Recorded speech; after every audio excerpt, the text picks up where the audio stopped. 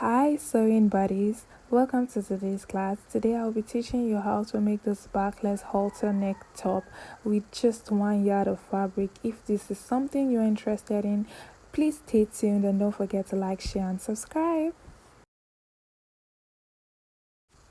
So for these tutorials, we'll be needing just 1 yard of fabric. Now this is crepe and the length is by 60 and the width is by 36. So you're going to fold it into 2 and then you go ahead to fold it into 4 in a bias format.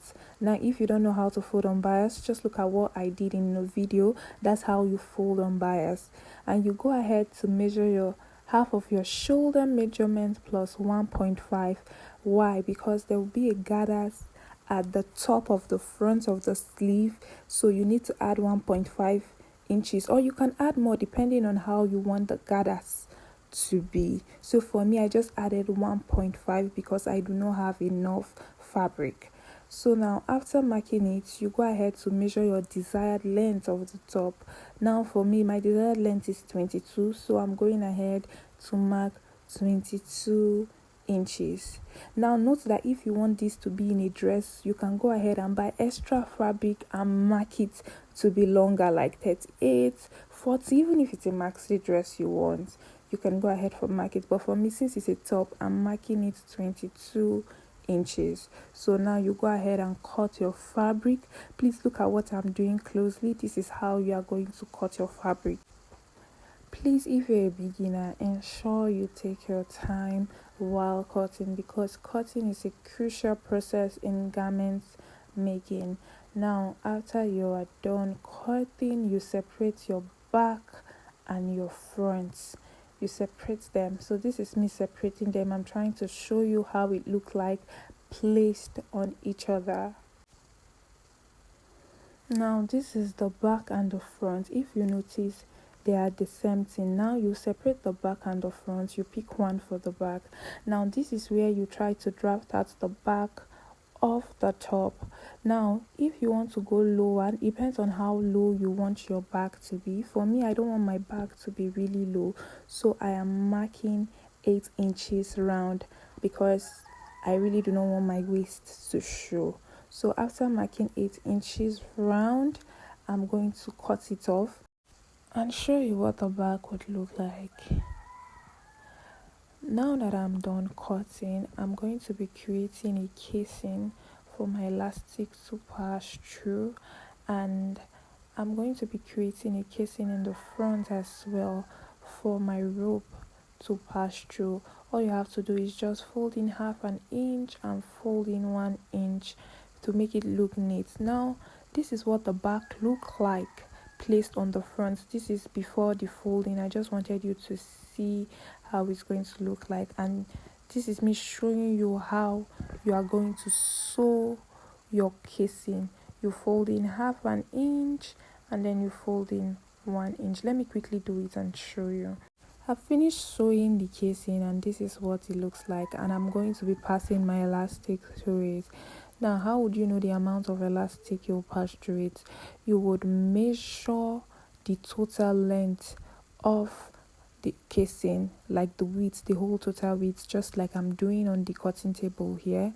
Exactly. And I had 24, so all I did was to divide 24 by 3 so that it's going to be tight. So whatever you get here, you are going to divide it by 3 for it to be able to hold your back, because if you make it longer, maybe you add extra inches, it's going to be a bit loose and you don't want that gaping over there. So all you have to do is using your safety pin and pass it through.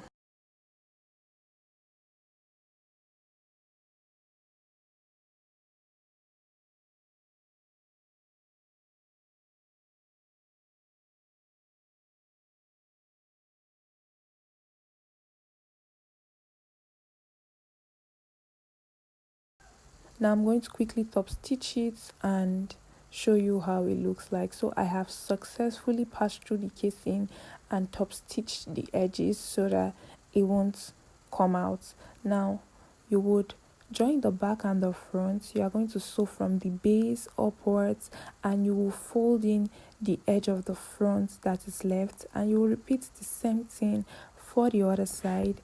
You start from the base and folding. Now I have done it. This is what it looks like after joining both edges, and I have folded the edge of the front. This is it. Now look at the folding at the front after folding it.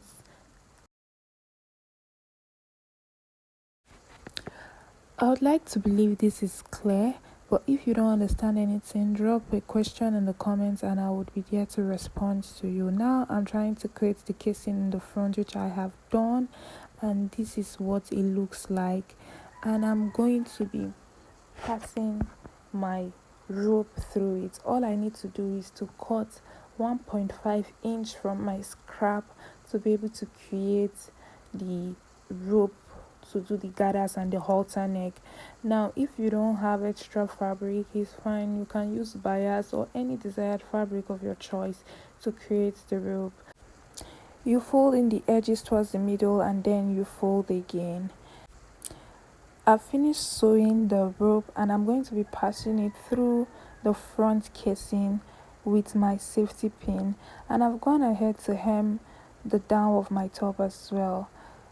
You should go ahead and do same if you're following me. Now you pass through your safety pin through the rope like we did for the elastic earlier, and we go through the casing. If you found this video really helpful, please click on the subscribe button. Now I'm done and this is what it looks like at the front. It's looking so lovely. Let me turn the back to show you what it looks like, and then this is it. So nice. I'm loving it already. Let me place on the mannequin and show you what it looks like in the front. So lovely. You can pair this with a nice pant and look at the back. So nice. Please don't forget to like, share and subscribe. See you in the next video.